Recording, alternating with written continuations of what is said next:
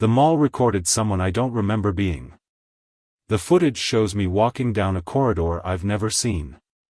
The timestamp reads 11:47 p.m. Last Tuesday. I've never been to this mall before. The call came at 8 p.m. A man named Hartley, manager of the Meridian Galleria, needed a consultant. A theft problem, he said. Security footage that didn't make sense. Someone who knew the mall too well. I specialize in this kind of work. Behavioral analysis. Pattern recognition. I review footage and tell security teams what they're missing. I arrived at 9:30, just as the last shoppers were filtering out through the main entrance. The mall was one of those massive suburban structures, 3 floors of retail built around an atrium with a dead fountain in the center. The kind of place that feels too big for the number of people inside it. Hartley met me at the east entrance. Tall, thin, with the careful politeness of someone who has delivered bad news many times. He thanked me for coming on short notice. The situation, he said, is unusual. He led me through the ground floor. Most stores had already closed, their metal shutters pulled down like rows of sleeping eyes. A few employees drifted past us, faceless shapes moving toward the exits, their footsteps echoing in the emptying corridors. The food court lights were dimming, one section at a time. And there was something familiar about the layout. The angle of the escalators. The way the ceiling curved above the atrium. I shook it off. Malls look alike. That's the point. The security office was on the second floor, tucked behind a service door marked authorized personnel only. Inside, a man named Ellis sat surrounded by monitors. 12 screens arranged in a grid, each showing a different camera feed. Black and white. Fixed angles. Time stamps running in the corners. Ellis didn't look at me when I entered. His eyes stayed on the monitors. "This is him?" he asked. Hartley nodded. "This is the consultant." Ellis finally turned. His gaze lingered a moment too long on my face. Then he handed me a chair. "We've had someone entering the mall after hours for the past 7 months, Hartley explained. Always the same night. Always the same time. 11:47 p.m. on Tuesdays." I glanced at my phone. It was Tuesday. "They know the camera blind spots," Ellis said. "They know which doors don't have sensors. They move like they built the place." He pulled up a file and played the first clip. The footage showed a figure walking through the west corridor on the first floor. Hooded. Deliberate. The camera caught them from behind, dark jacket, hands in pockets, shoulders slightly hunched. "What do they take?" I asked. Hartley hesitated. "Small items. A watch. A bracelet. Things left behind by shoppers. Nothing from the stores. Just the lost and found." "That's unusual. That's why you're here." The next clip was from 3 weeks ago. Same time. Same corridor. But this time, the figure paused at a fountain. The dead fountain I'd seen in the atrium. They reached out and touched the edge of the basin. I felt my hand twitch. "They always do that," Ellis said. "Every time. They touched the fountain." I looked down at my palm.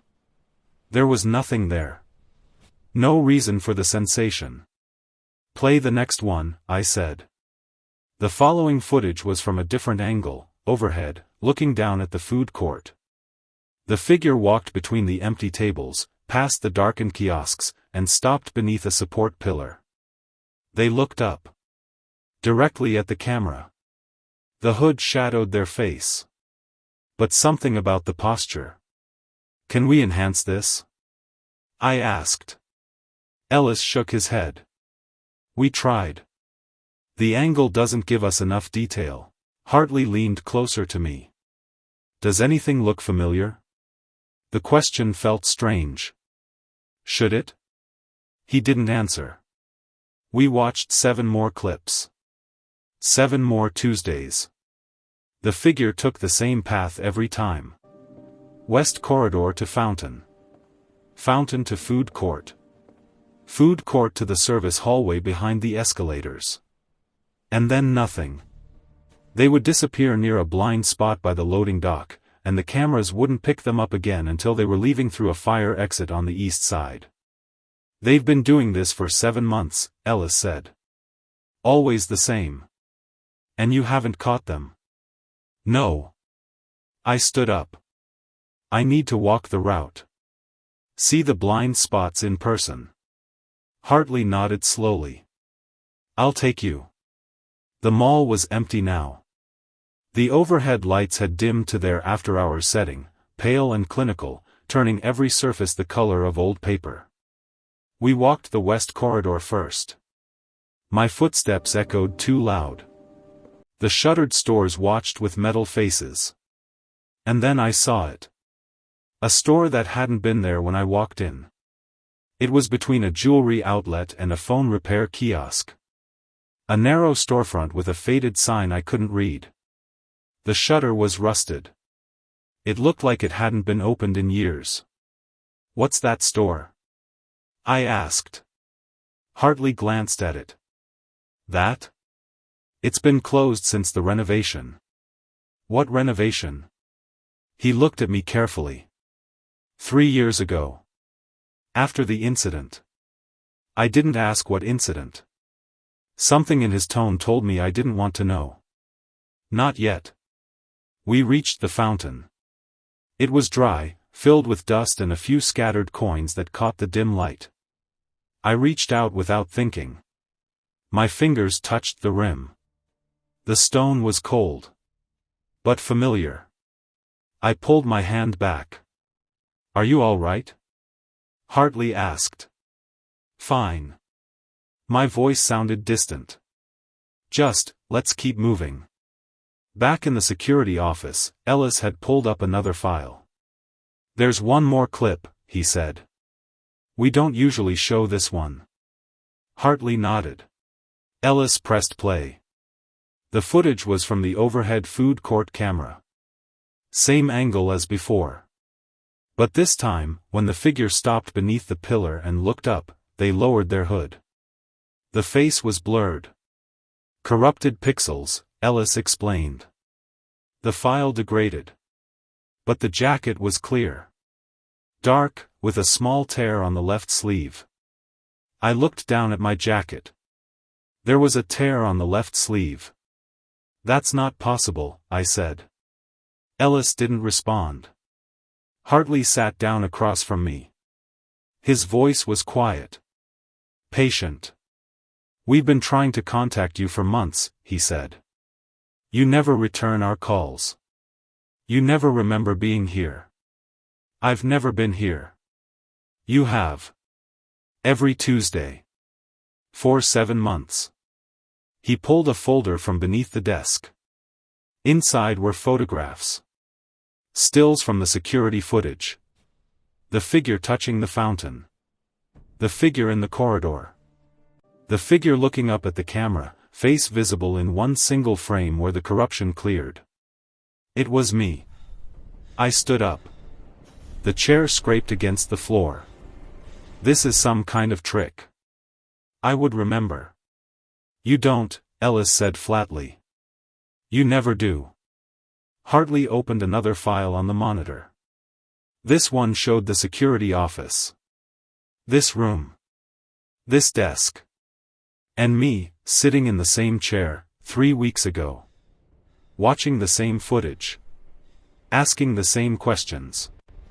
And then standing up, walking out, and disappearing into the corridor.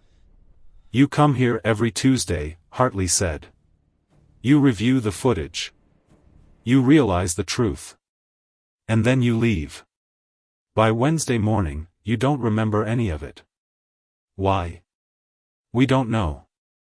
We were hoping this time would be different. I looked at the live monitor. The current feed showed the mall. Empty. Silent. The timestamp read 11:46 p.m. And standing in the atrium, by the dead fountain, was a figure in a dark jacket. For a moment, I thought it was old footage. Then I looked down at my hands. I was holding something. A woman's watch. Small. Silver band. It hadn't been there a moment ago. I don't remember picking it up. I wonder how many times I've sat in this chair. How many times I've watched Ellis pull up that folder. How many times I've looked down and found something in my hands that I don't remember taking. The escalators have stopped. The food court lights have gone dark. Somewhere in the building, a shutter rattles against its frame, though there is no wind. Hartley is watching me with the expression of a man who already knows how this ends. By tomorrow, I won't remember any of this. But the cameras will.